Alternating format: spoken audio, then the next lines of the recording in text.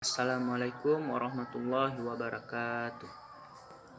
Alhamdulillahirabbil alamin wassalatu wassalamu ala asyrafil anbiya'i wal mursalin wa ala alihi washabihi ajmain. Amma ba'd. Segala puji kepada Allah Subhanahu wa taala yang telah memberikan kita beribu-ribu nikmat, di antaranya nikmat iman dan nikmat Islam. Salawat bermahkotakan salam kepada baginda besar Nabi Muhammad sallallahu alaihi wasallam yang telah membawa kita dari zaman jahiliyah ke zaman Islamiyah. Salam ketakziman kami sekelompok kepada dosen mata kuliah Ulumul Hadis dan yang kami cintai kepada saudara-saudara ataupun kawan-kawan kami sekalian. Maksud dan tujuan kami membuat video ini adalah untuk memenuhi tugas mata kuliah Ulumul Hadis, ingin mempresentasikan hasil makalah kami yang berjudul Kodifikasi Hadis, Sejarah dan Perkembangannya. Ya teman-teman, sebelum kita masuk kepada pembahasan sejarah dan perkembangan kodifikasi hadis, saya akan menjelaskan terlebih dahulu pengertian dari kodifikasi hadis. Kodifikasi menurut Kamus Bahasa Indonesia, dia artinya adalah pengumpulan ataupun pencatatan. Sedangkan menurut bahasa Arab, kodifikasi ini berasal dari kata at-tadwin, yakni pengutipan, pembukuan, pencatatan ataupun penulisan. Kodifikasi hadis adalah suatu proses pengumpulan ataupun penulisan hadis Nabi Muhammad SAW.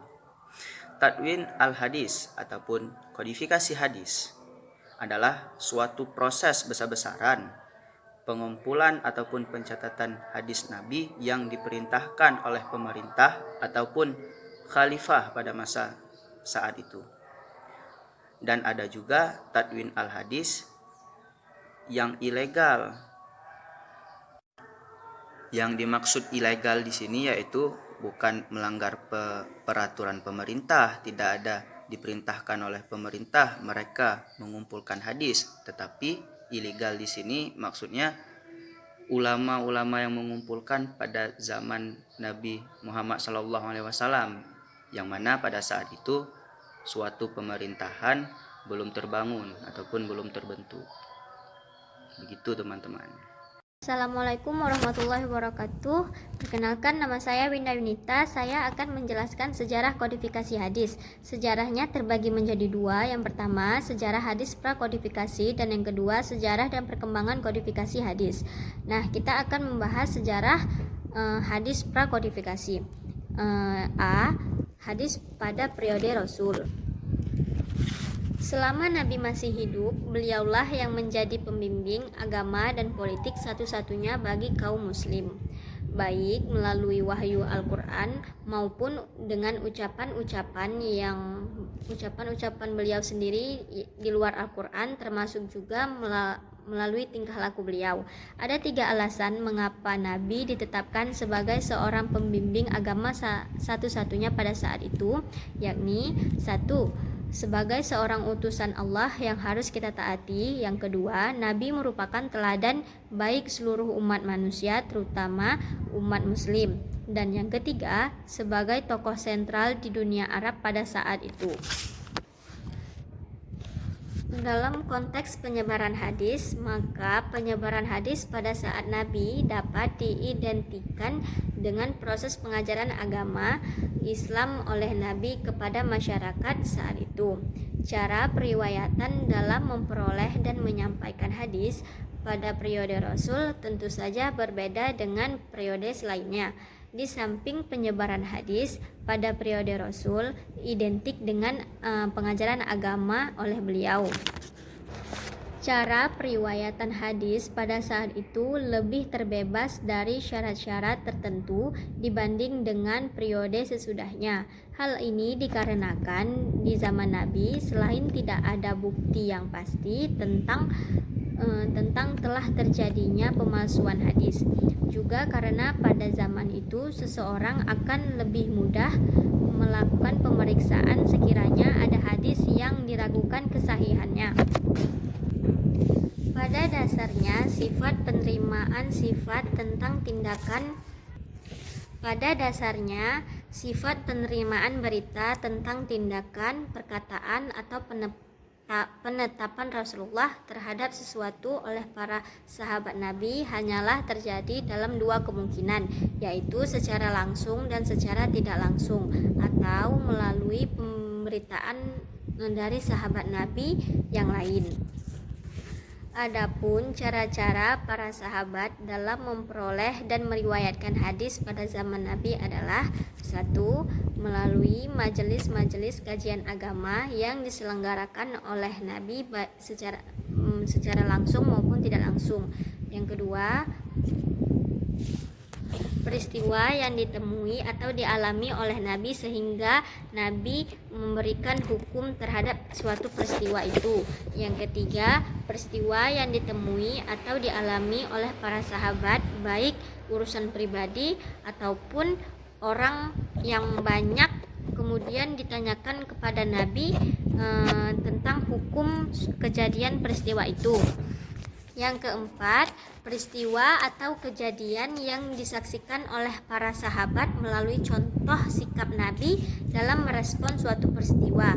Yang kelima, dikirimnya beberapa sahabat Nabi untuk pergi keluar daerah, baik khusus untuk berdakwah ataupun untuk memangku jabatan. Sekian presentasinya dari saya. Assalamualaikum warahmatullahi wabarakatuh dan terima kasih. Hadis pada periode sahabat.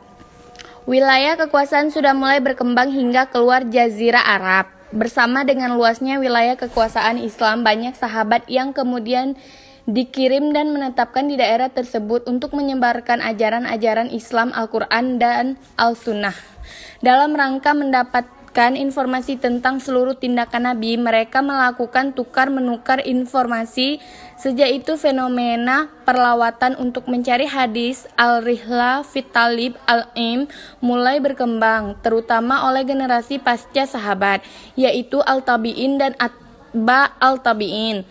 Perlawatan ini dilakukan dalam mencari, memantapkan, dan menyebarkan pengetahuan. Perkembangan hadis pada fase ini oleh Fazlur Rahman disebut fase perkembangan hadis secara semi-formal. Meskipun pada masa sahabat Nabi, sanad belum memperoleh posisi yang sangat istimewa dan tidak mempunyai makna yang penting.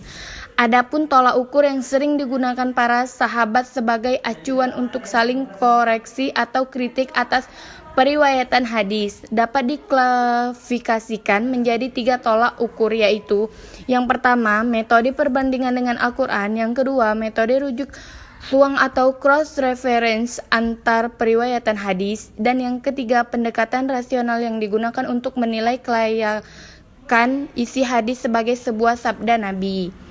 Dan hadis pada periode tabi'in. Periode tabi'in sebenarnya tidak jauh berbeda dengan kondisi periwayatan hadis pada periode sahabat. Hanya saja pada masa tabi'in, sanad hadis sudah mulai mendapat perhatian yang cukup serius. Jika setiap sahabat Nabi dapat dinilai adil, maka penilaian ini tidak lagi berlaku bagi setiap generasi tabi'in. Cara penyampaian dan penerimaan hadis yang mulai dikembangkan adalah: yang pertama simak, kedua qiraah, ketiga ijazah, keempat munawalah, yang kelima kitabah, wasiyah, wijadah. Mata rantai periwayat hadis sanad pun makin panjang dibandingkan dengan generasi sahabat, karena generasi pasca sahabat tidak dihidupkan sezaman dengan Nabi. Seorang mukharrij atau periwayat hadis bisa jadi memperoleh hadis dari periwayat yang pertama dasar dari generasi sebelumnya. Assalamualaikum warahmatullahi wabarakatuh. Nama saya Anissa Rahmi. Di sini saya akan menjelaskan 2. Sejarah dan perkembangan kodifikasi hadis. Sejarah dan perkembangan kodifikasi hadis hampir selama abad 1 Hijriah telah terjadi sikap ambivalensi dan sebagian besar sahabat Nabi dan para tabi'in besar dalam memperhatikan persoalan penulisan hadis. Sikap ambivalensi tersebut tampak pada kenyataan bahwa di satu sisi penulisan hadis adalah sebuah tindakan yang jelas-jelas akan memberikan banyak keuntungan atau manfaat. Akan tetapi di sisi lain ternyata mereka juga khawatir bahwa penulisan hadis tersebut akan berdampak negatif, yakni terjadi percampur adukan hadis dan Al-Quran. Akibatnya masyarakat bisa menjadi bingung dalam membedakan mana yang Al-Quran dan mana yang selainnya. Namun demikian, sebuah fakta sejarah menyebutkan bahwa ada sekitar 50 sahabat Nabi yang ternyata mempunyai manuskrip-manuskrip yang belakangan ini dikenal dengan sebutan suhuf. Selanjutnya kita akan membahas tentang pembukuan hadis abad kedua, ketiga, dan pertengahan abad keempat. Di sini dia akan dijelaskan ada 3 poin penjelasan pembukuan hadisnya, yaitu yang pertama, gerakan penulisan hadis dalam bentuk musannaf. Selama abad pertama dan awal abad kedua Hijriah, komplikasi hadis dilakukan hanya beredar secara lisan. Berikutnya, para ulama mulai mengelompokkan hadis di bawah topik yang menunjukkan tema persoalannya. Pengelompokan hadis dalam bentuk ini disebut dengan istilah musannaf, yakni komplikasi hadis yang sudah terklasifikasi atau tersistematisasi. Yang kedua yaitu gerakan penulisan hadis dalam bentuk musnad. Karya musnad adalah sebuah karya hadis yang disusun berdasarkan pengelompokan hadis-hadis di bawah nama-nama periwayat hadis dari generasi sahabat. Adapun karya musnad yang dikarang oleh karya Ahmad bin Hambal, seorang pendiri mazhab fikih keempat. Karya ini merupakan karya hadis terbaik dalam bentuk musnad. Yang ketiga yaitu gerakan penulisan hadis dalam bentuk himpunan hadis-hadis sahih. Berikutlah pembukuan hadis abad kedua, ketiga, dan pertengahan abad keempat. Selanjutnya ada pembukuan hadis pada pertengahan abad kedua, yaitu pada abad keempat dan kelima, dan seterusnya. Yaitu pembukuan atau komplikasi hadis Nabi pada abad kelima ini menunjukkan karakteristik yang berbeda dari abad-abad sebelumnya.